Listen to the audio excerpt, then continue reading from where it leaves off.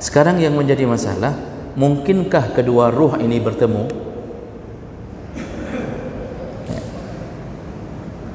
Mungkinkah ruh orang yang meninggal bertemu dengan ruh orang yang sedang bermimpi? Karena dua-duanya dalam genggaman Allah, cuma yang satu tidak dilepaskan lagi, yang satu begitu diketuk pintu oleh anak, ayah bangun, dah terlambat subuh, terkepak. Waktu terkepak itu 0, sekian detik ruh balik. Jadi jemaah melakukan Allah, pertanyaannya, mungkinkah bertemu ruh orang yang meninggal dengan ruh orang yang meninggal sementara, yaitu bermakna tidur dalam tanda kutip. Kalau kita membuka tafsir dan keterangan para ulama, ada beberapa kitab yang saya coba jadikan referensi, termasuk kitab Ar-Ruh punya Ibnul Qayyim Al-Jauzi, tafsir As-Sa'di, dan tafsir Tabari, tafsir Ibnu Katsir, menyebutkan bahawa surat Az-Zumar 42 ternyata membuka sebuah rahasia, dimungkinkan bertemu ruh orang meninggal dengan ruh orang yang tidur, karena kedua-duanya dicabut oleh Allah sementara, cuma perbedaannya yang satu tidak dilepaskan, yang satu dilepaskan kembali. Dalam kitab Ar-Ruh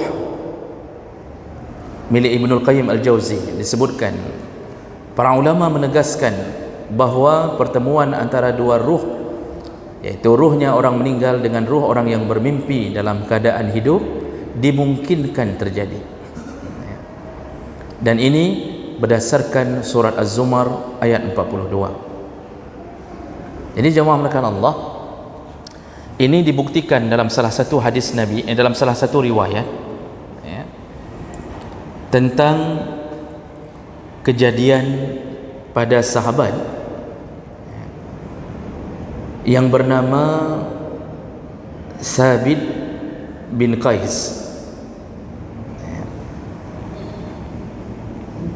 Ini dalam hadis riwayat Baihaqi, dalam kitab Dalail An-Nubuwah, dalam kitab Al-Ittihaf disebutkan, ada satu riwayat yang sahih menyebutkan bahawa salah seorang sahabat bernama Sabit bin Qais ikut berperang ketika terjadi perang Yamamah, iaitu perang memerangi Nabi palsu Musailamah Al-Kazzab di masa Abu Bakar As-Siddiq. Dan di situ banyak sekali penghafal Quran yang syahid. Salah satu yang syahid adalah Sabit bin Qais. Nah, ketika perang itu Sabit memakai baju besi yang bagus. Ketika jasadnya ditemukan, para sahabat lain tidak menemukan baju besinya, cuma jasadnya. Jadi baju besinya ada yang mencurinya dari jasadnya. Dan kejadian itu setelah berlalu beberapa hari, nah kemudian barulah terjadi mimpi pada salah seorang sahabat. Jadi mimpi pada salah seorang sahabat yang lain, ternyata muncullah dalam mimpi itu Sabit bin Qais. Lalu dia mengatakan, saya wasiatkan kepadamu, saya bacakan terjemahannya, saya wasiatkan kepadamu, kata Sabit dalam mimpi orang ini, jangan kamu katakan ini hanya mimpi biasa. Maksudnya jangan pikir ini bunga tidur biasa, lalu kamu tidak mempedulikan perkataanku. Ketika saya mati, kata Sabit, ini cerita Sabit yang berkata dalam mimpi orang ini, ketika saya mati, ada seseorang yang melewati jenazahku dan mengambil baju besiku, tinggalnya di kemah paling pojok sana. Di kemahnya ada kuda yang dia gunakan untuk membantu kegiatannya. Dia meletakkan wadah di atas baju besiku, artinya untuk menutup baju besi tersebut agar tidak nampak, dan di atasnya ada pelana kuda. Beritahukanlah Khalid bin Walid untuk menugaskan orang agar mengambil baju besiku, dan jika kamu bertemu dengan Khalifah Rasulullah, yaitu Abu Bakar, sampaikan bahawa aku masih punya hutang sekian-sekian, dan ada beberapa orang yang berhutang kepada aku belum membayar. Ini kredit macet. Jadi dia punya hutang dan ada beberapa orang yang berhutang kepadanya belum membayar. Lalu katakanlah kepada Abu Bakar bahawa budakku fulan dengan ini merdeka, ku merdekakan. Sekali lagi kata Sabit, jangan engkau fikir ini hanya mimpi biasa sehingga engkau meremehkan mimpi ini. Nah, kemudian terbangun orang ini, lalu dia langsung menemui Khalid menceritakan mimpinya. Khalid bin Walid langsung menuju ke salah satu tempat yang ditunjuk oleh Sabit dalam mimpinya.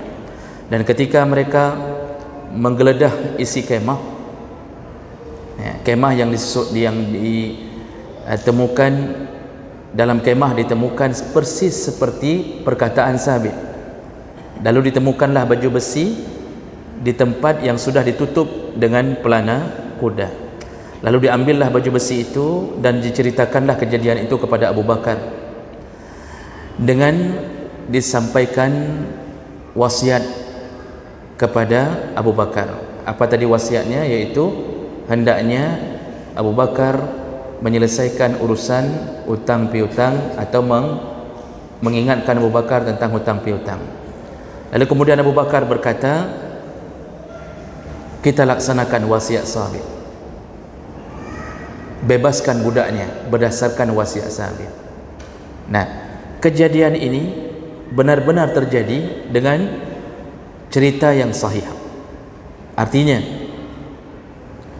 Abu Bakar melaksanakan wasiat diwasiatkan oleh orang yang sudah meninggal. Padahal definisi wasiat itu disebutkan atau dilafazkan di masa hidup, lalu eksekusinya setelah meninggal, itu baru disebut wasiat. Jadi kalau enggak sempat disebutkan di masa hidup, tidak disebut wasiat. Satu-satunya manusia yang dilaksanakan wasiatnya setelah meninggal adalah wasiat Sabit bin Qais, yaitu dia wasiatkan di dalam mimpi kepada seseorang, dan Abu Bakar membenarkan mimpi itu. Jadi jemaah melakukan Allah Subhanahu wa taala, makanya pertemuan antara dua ruh orang meninggal dan ruh orang yang meninggal sementara, itu bermakna sedang bermimpi, itu dimungkinkan untuk terjadi. Maka jangan heran kadang-kadang ada orang yang memimpikan ayahnya, cuma kadang-kadang ayahnya tidak bicara apa-apa. Ada yang memakai baju jubah, lalu diam saja, dengan wajah tersenyum. Saya pernah diceritakan oleh orang yang saya anggap termasuk jujur, orang jujur. Seorang istri menceritakan keadaan suaminya yang almarhum. Suaminya diakui kesalehannya, sampai suaminya kalau pergi ke sawah, ini kejadian sekitaran 10 tahun yang lalu, dan saya kenal orangnya, kedua-duanya saya kenal. Nah, istrinya menceritakan, dan semua orang pun bersaksi suaminya orang saleh. Bahkan ketika pergi ke sawah itu membawa sebotol air untuk berwudu agar tidak tertinggal salat duha setiap hari. Kalau salat jamaah jangan ditanya, dan orangnya penyabar. Nah, istrinya menceritakan bahwa ada sekitar 2 kali atau 3 kali beliau bermimpi berjumpa dengan almarhum suaminya yang sudah meninggal. Lalu suaminya dalam mimpi tersebut berkata, "Hai dek, cepatlah ke sini. Sungguh bahagia di sini, penuh dengan makanan, penuh dengan buah-buahan. Datanglah segera ke sini." Itu bahasa yang digunakan, kira-kira begitu yang diceritakan, mengajak istrinya, cepatlah, pulanglah ke sini. Begitu indahnya di sini. Nah, kemudian istrinya selalu menjawab, "Jangan dulu bang, karena jangan dululah nggak meninggal sampai hari ini." Istrinya yang belum meninggal sampai hari ini.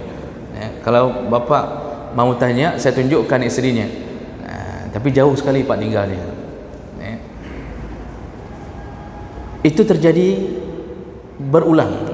2 atau 3 kali suaminya datang lalu berbicara dengannya di waktu dalam mimpinya.